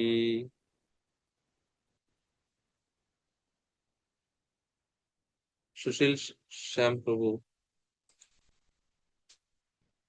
অনুবাদ করুন কি? হরে কৃষ্ণ প্রভু, ধন্যবাদ। নিয়মিতভাবে শ্রীমদ্ ভাগবত শ্রবণ করলে এবং ভগবানের শুদ্ধ ভক্তির সেবা করলে হৃদয়ে সমস্ত কলস সম্পূর্ণরূপে বিনষ্ট হয় এবং তখন উত্তম শ্লোকের দ্বারা বন্দিত পরমেশ্বর ভগবান শ্রীকৃষ্ণের প্রতি প্রেমময়ী ভক্তি সুদৃঢ় রূপে প্রতিষ্ঠিত হয়। হরে কৃষ্ণ। শ্রীমদ্ ভাগবত রূপী গ্রন্থের সেবার দ্বারা শ্রীমদ্ ভাগবত লিখিত ধর্ম অনুষ্ঠানকারীর মানে বিধিবিধান বা ভক্তির অঙ্গসমূহ পালনের দ্বারা কি হয়? 18 নম্বর শ্লোকে এখানে বলা হয়েছে, নষ্ট প্রায়েষু অভদ্রেষু নিত্যম ভাগবত সেবয়া। নিয়মিত ভাগবত সেবার ফলে সকল অনর্থ নাশ হয় এবং নৈষ্ঠিকী ভক্তির উদয় হয়। ভাগবত সেবা, নিয়মিত ভাগবত সেবা বলতে গ্রন্থ ভাগবত এবং ব্যক্তি ভাগবত উভয়েরই সেবা। নিয়মিত গ্রন্থ ভাগবত শ্রবণ ও ভক্ত ভাগবতের সেবার দুইটাই করতে হবে, তাহলে কি হবে? অনর্থ নিবৃত্তি হবে এবং নিষ্ঠা জাগ্রত হবে। তো 18 নম্বর শ্লোকে রূপ গোস্বামীর যে 9টা স্তর, তার মধ্যে 2টা স্তরের বর্ণনা আমরা পাই। এক হচ্ছে অনর্থ নিবৃত্তি, 2 হচ্ছে নিষ্ঠা। অনর্থ নিবৃত্তির কথা 17 নম্বরেও আছে, 18 নম্বরেও কিঞ্চিত পরিমাণে আছে। এই জন্য একই স্তর আগের শ্লোকে আমরা দেখলাম, এখানে এই শ্লোকের মধ্যেও আছে, অসুবিধা নাই। তো অনর্থ নিবৃত্তি কিভাবে বুঝলাম আমরা? ওই যে দেখেন শ্লোকের প্রথমে লেখা আছে, নষ্ট প্রায়েষু অভদ্রেষু। অভদ্র সমূহ নষ্ট প্রায় হয়ে যায়। এখন ইন্টারেস্টিং জিনিস দেখেন, সম্পূর্ণরূপে নষ্ট হয় না, নষ্ট প্রায়। সম্পূর্ণরূপে কখন নষ্ট হয়? একবারে 100% ক্লিন হইতে হলে ওই প্রেম স্তর পর্যন্ত অপেক্ষা করতে হবে। এমনকি ভাব স্তরেও কিছু আহ, প্রবণতা থেকে যায় পতন হওয়ার, বা খুবই সূক্ষ্ম স্তরে। এটা অনেক অনেক উন্নত ভক্তদের ক্ষেত্রে এটা হয়। তো সেটা খুবই রেয়ার, কিন্তু তারপরেও ওই স্তরেও কিছু সূক্ষ্ম থাকে যায়। এবং সেটা যে কলুষতা, এটা কোনো কলুষতা না, এটা ভগবানের ইচ্ছাতেই ভগবান সেটা করে। একমাত্র প্রেম স্তর গেলে 100% সুখ। এই জন্য এই শ্লোক বলছে, নষ্ট প্রায়েষু।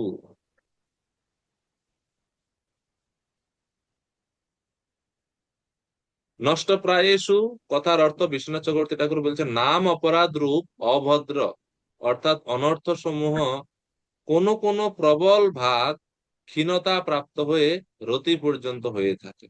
রতি মানে হচ্ছে কি? ভাব। ভাব পর্যন্ত ক্ষীণ হতে থাকে ধীরে ধীরে ধীরে ধীরে ধীরে ধীরে ধীরে। মানে মনে করেন অনর্থ নিবৃত্তি স্তরে 90% মুক্ত হয়ে গেছে, আরো 10% রয়ে গেছে। নিষ্ঠা, রুচি, আসক্তি ভাব পর্যন্ত ওই 10% আস্তে আস্তে আস্তে আস্তে ক্ষীণ হতে থাকে। এরকম একটা পর্যায়ে শেষে কি বললে, ভক্তির ভবতি নৈষ্ঠিকী। উত্তম শ্লোক ভগবানের প্রতি তখন নৈষ্ঠিকী ভক্তির উদয় হয়। নৈষ্ঠিকী ভক্তির উদয় হয়। আগে জপ করতে ঘুমাইতো, অনর্থ নিবৃত্তি স্তর যখন পার করতে পারবেন তখন আর জপ করতে ঘুমায়। নিষ্ঠা হবে জপে, সেবাতে, ভক্তির বিভিন্ন অঙ্গ সমূহ, নিষ্ঠা জাগবে। দেখবেন অনেকের আপনি সেবার কথা বলেন, ওই অর্ধেক সেবা টেবা একটু আদা সাদা করে ফালাই দেবে। আবার অনেক ভক্ত আছে একবারে শেষ করা পর্যন্ত, সেবা শেষ করা পর্যন্ত ভগবানকে দর্শন করতেও অনেক সময় যায়। এরকম অনেক ভক্ত আছে। এটা হচ্ছে নিষ্ঠার লক্ষণ। নিষ্ঠা, ভগবত নিষ্ঠা, সেবা নিষ্ঠা, বিভিন্ন প্রকার নিষ্ঠা।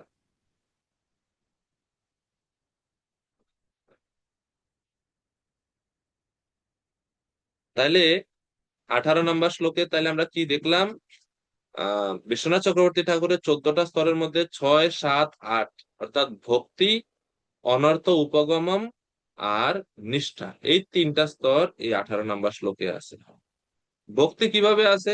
ওই যে শ্লোকে লেখা আছে, ভক্তির ভবতি, এটাকে তিনি গ্রহণ করছেন যে ভগবানের প্রতি প্রেমময়ী সেবা হিসেবে। এই জন্য উনি এটাকে বলছেন ভক্তি। আর অনর্থ উপগম বা অনর্থ কিভাবে নাশ হয়? ওই যে নষ্ট প্রায়েষু অভদ্রেষু নিত্যম ভাগবত সেবায়।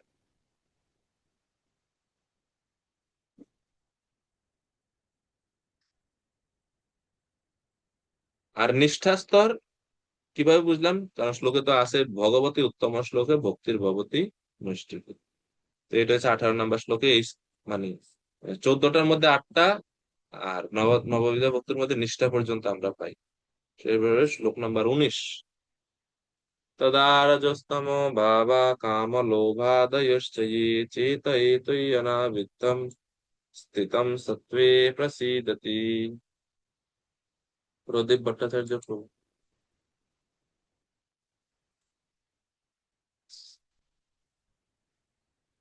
হরে কৃষ্ণ।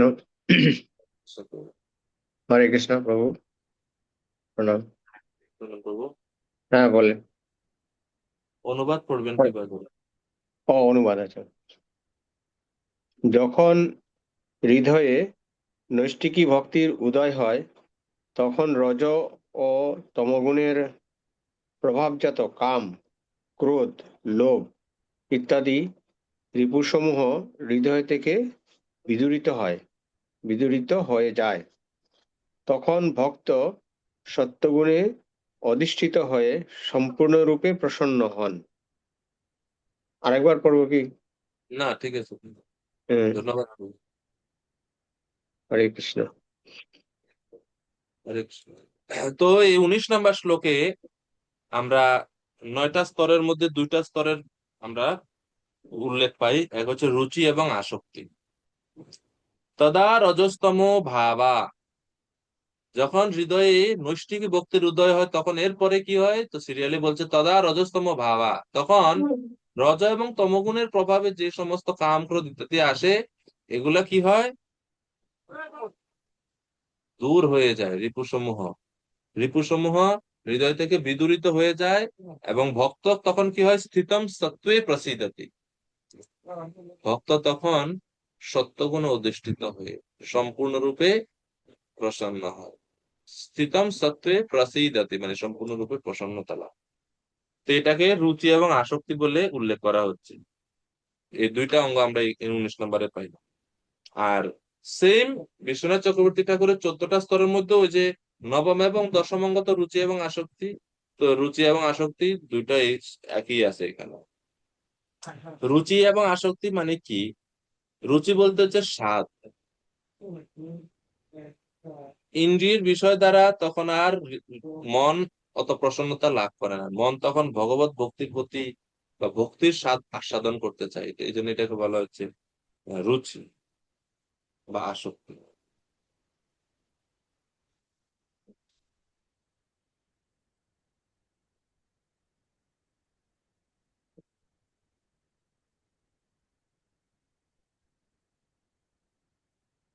আর আসক্তি মানে কি? স্থিতম সত্ত্বে প্রসীদতু। তো বিশ্বনাথ চক্রবর্তী ঠাকুর বলছেন স্থিতম শব্দ দ্বারা আসক্তিকে বোঝায়, মানে ভগবানের প্রতি তার ভক্তের আসক্তি আরো বেশি বৃদ্ধি পায়, আরো বেশি সে বেশি করে জপ করতে ইচ্ছা করে, বেশি করে সেবা করতে ইচ্ছা করে এবং বৃদ্ধি পেতে থাকে। 19 নম্বর শ্লোকে রুচি এবং আসক্তি এই 2টি স্তর আমরা দেখতে পাই। এরপরে 20 নম্বর শ্লোক। 20 নম্বর শ্লোকে পরের বাদ বাকি যা অঙ্গ আছে সব 20 নম্বর শ্লোকে আছে। एवं प्रसन्न मनसो भगवद भक्ति योगतः भगवत तत्व विज्ञान मुक्त संगस्य जायते।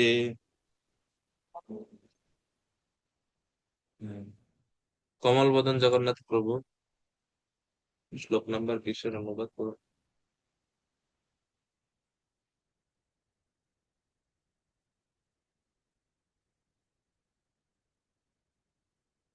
মাইক আনমিউট করুন প্রভু, মাইক অন করুন।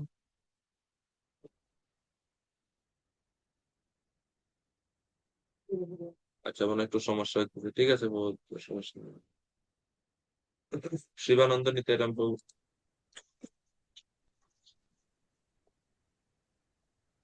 কৃষ্ণ। 20 নম্বর শ্লোকের অনুবাদ প্রভু। হ্যাঁ, এইভাবে শুদ্ধ সত্ত্বে অধিষ্ঠিত হয়ে ভক্তি যোগে যুক্ত হওয়ার ফলে যার চিত্ত প্রসন্ন হয়েছে, তিনি সব রকম জড় বন্ধন মুক্ত হয়ে ভগবত তত্ত্ব বিজ্ঞান উপলব্ধি করেন।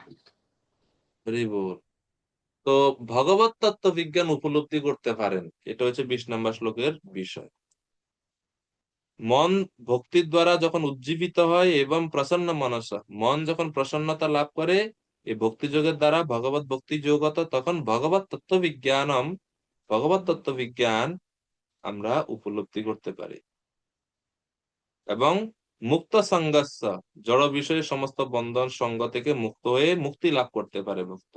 তো এই 20 নম্বর শ্লোকে রতি বা ভাব স্তর এবং প্রেম স্তর, এই দুইটি স্তরের কথা 20 নম্বর শ্লোকে বলা আছে। আর বিশ্বনাথ চক্রবর্তী ঠাকুর বলছেন এই 20 নম্বর শ্লোকে ওনার বাদ বাকি যে 4টা স্তর আছে সেই 4টি স্তরই এই 20 নম্বর শ্লোকে আছে। কিভাবে?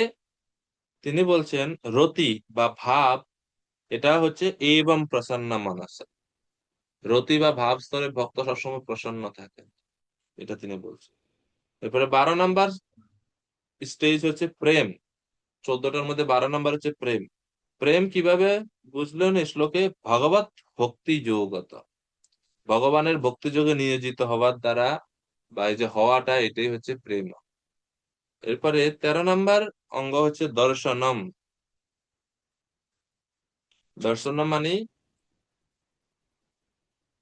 ভগবত তত্ত্ব বিজ্ঞান মুক্ত সঙ্গস্য জায়তে, ভগবত তত্ত্ব বিজ্ঞান তখন উপলব্ধি করতে পারেন, এটাকে তিনি বলছেন দর্শনম সঙ্গ। আর হরের মাধুর্য অনুভব, তা ভগবান শ্রীহরির মাধুর্য সরাসরি অনুভব করতে পারে। ভগবত তত্ত্ব বিজ্ঞান উপলব্ধি হয় সমস্ত জড় সঙ্গ থেকে মুক্ত হয়ে মুক্তি লাভ করে ভগবানের মাধুর্য অনুভব করতে পারে। তো এই হচ্ছে 14টা স্তর। এই 16 থেকে মূলত 20 নম্বর পর্যন্ত আমরা বর্ণনা দেখতে পাই। তো এই পর্যন্ত মূলত এই 14টা স্তরের বর্ণনা শেষ। এরপরে আরো আছে। তো বিশ্বনাথ চক্রবর্তী ঠাকুর খুব সুন্দরভাবে এই ভক্তির যে 14টা ক্রমোন্নতিমূলক ধাপ তা এখানে তিনি বর্ণনা করছেন। এবং বর্ণনা করেই শেষ না, ভাগবতম এমন একজন ভক্তের দৃষ্টান্ত দেওয়া হয়েছে এই ভাগবতমে, যার জীবনে এই 14টা স্তর সবগুলো দেখা গেছে। আরেকটা জিনিস কি, এমন না যে একটার পরে আরেকটা, একটার পরে আরেকটা, এভাবে 14টা স্তর ধীরে ধীরে হয়। অনেক সময় 2-3টা কাজ আমরা একসাথেও করতে পারি, 2-3টা স্তর একসাথেও হয়ে যেতে পারে কারো কারো জীবনে ক্ষেত্রে। তো যেই ভক্তের প্র্যাকটিক্যাল এক্সাম্পল বা যেই ভক্তের জীবনে এই 14টা স্তরের নিদর্শন পাওয়া যায়, তিনি হচ্ছে নারদ মুনি। তো আপনার শ্লোক নাম্বার লিখে রাখতে পারেন 1, 5, 24 থেকে 31। এই অংশে এখানে নারদ মুনির কথা বলা আছে। নারদ মুনির এই জীবনের এই শ্লোকগুলোর মধ্যে এই 14টা যে স্তর এখানে বিশ্বনাথ চক্রবর্তী ঠাকুর বলছেন, সেই 14টা স্তর সবগুলো নারদ মুনির জীবনে দেখা গেছে, তার হরের মাধুর্য অনুভব পর্যন্ত। তো এটা হচ্ছে মূল বিষয়। এই জন্য এই স্তরগুলো একটু ভালো করে বোঝাটা খুবই খুবই গুরুত্বপূর্ণ।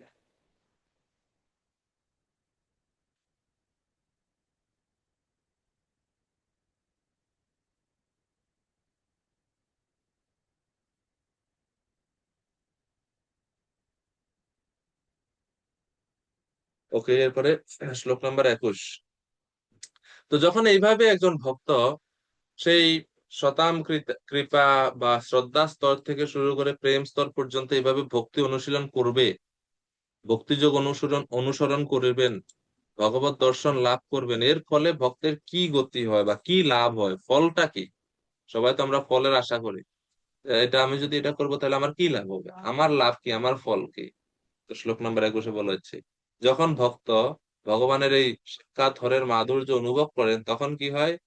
ভিদ্যতে হৃদয় গ্রন্থি ছিদ্যন্তে সর্ব সংশয়াঃ ক্ষীয়ন্তে চাস্য কর্মাণি দৃষ্ট এবাত্মনিশ্বরে। প্রাণবন্ধু প্রভু অনুবাদ করতে পারবেন?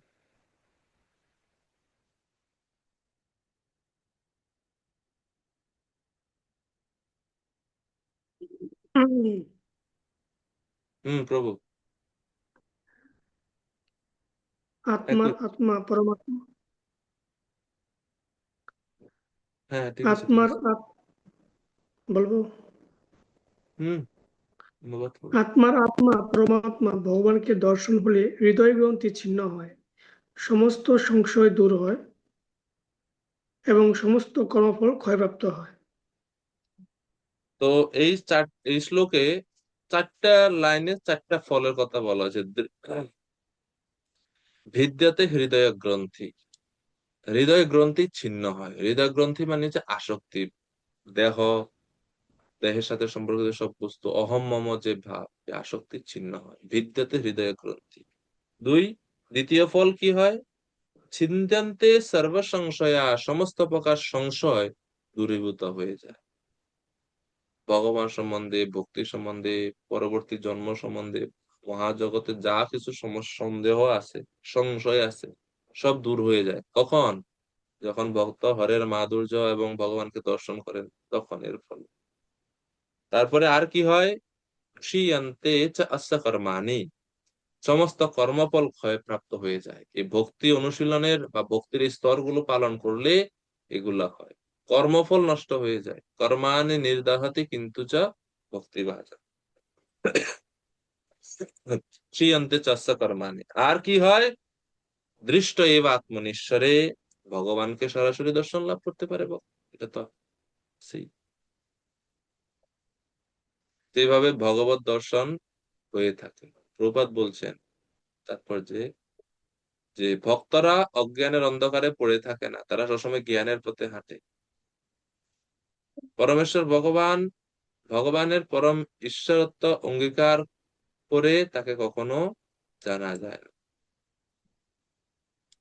প্রভুপাদ বলছেন পরমেশ্বর ভগবানের পরম ঈশ্বরত্ব অঙ্গীকার করে তাকে কখনো জানা যায় না, কিন্তু যারা তাদের সীমিত জ্ঞানের মাধ্যমে অসীম এবং অনন্ত পরম তত্ত্বকে জানার কল্পনা করে, তারা কোনোদিন ভগবানকে জানতে পারবে না। তাইলে কিভাবে জানতে পারবো? আমরা পরম্পরা ধারার আশ্রয় গ্রহণ করতে হবে। সদ্গুরুর অনুগত্যে থেকে নিজের চেষ্টা হবে না, সদ্গুরুর আনুগত্য থেকে পরম্পরা যুক্ত হয়ে ভগবানকে জানতে হবে। তাহলে কি হবে? আমাদের অহংকার গ্রন্থি বা হৃদয় গ্রন্থি ছেদন হবে এবং আমরা ভগবত সেবা করে করে ধীরে ধীরে কর্মফল থেকে মুক্ত হয়ে ভগবানকে লাভ। এবং 22 নম্বর শ্লোকে তিনি বুঝাচ্ছেন যে এই এত যে উন্নত ভক্তিযোগ পন্থা, এটাতে কোনো ক্লেশ নাই, অধিক পরিমাণ আনন্দ আর আনন্দ। যেরকম গীতার মধ্যে ভগবান বলছেন রাজবিদ্যা রাজসুখম পবিত্রম, রাজবিদ্যা রাজগুহ্যম পবিত্রম ইদম উত্তমম প্রত্যক্ষ অবগমম ধর্মম সুসুখম কর্তুম অব্যয়ম।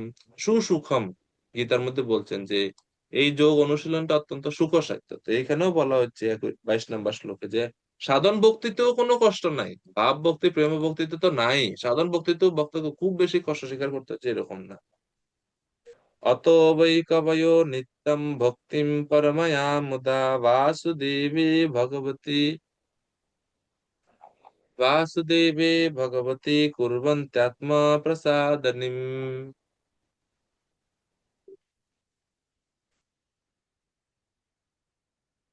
রঙ্গদেবী মাতাজি কৃপা করে অনুবাদ করুন।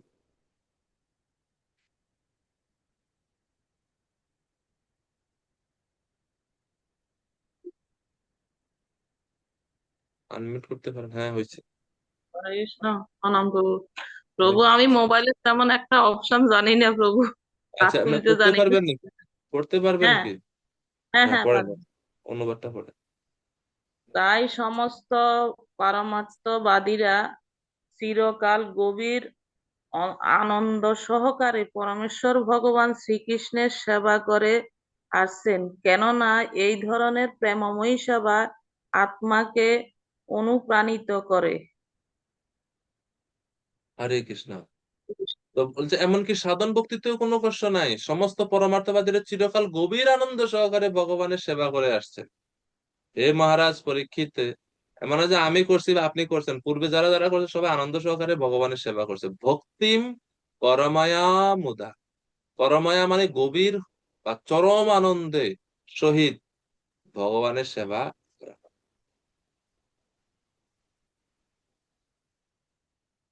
বাসুদেবে ভগবতী কুর্বন্তি আত্মপ্রসাদ। আর এইভাবে এই ভক্তি অনুশীলনের ফলে বা ভগবানের সেবা করার ফলে ভক্ত ভগবানকে উপলব্ধি করতে পারে। প্রভুপাদ বলছেন পরমেশ্বর ভগবান শ্রীকৃষ্ণের প্রতি প্রেমময়ী সেবার বৈশিষ্ট্য এখানে বিশেষভাবে বর্ণিত হয়েছে।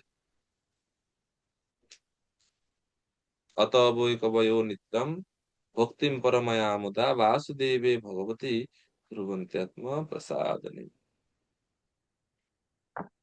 পরমায়া মুদা মানে হচ্ছে আনন্দ সহকারে বিশ্বাস। সারাত দর্শিনীতে বিশ্বনাথ চক্রবর্তী ঠাকুর এটা ব্যাখ্যা করছেন খুব সুন্দরভাবে।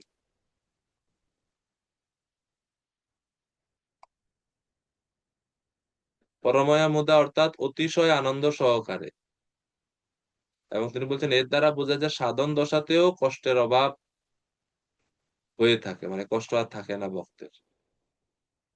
কর্মী জ্ঞানী যোগীরা তারা তো সাধন অবস্থাতে কষ্ট থাকে, এরপরে গিয়ে তারা সিদ্ধি লাভ করে আনন্দ অনুভব করে, কিন্তু ভক্ত সাধন অবস্থা থেকেই আনন্দ সহকারে ভগবানের ভক্তি অনুশীলন করে।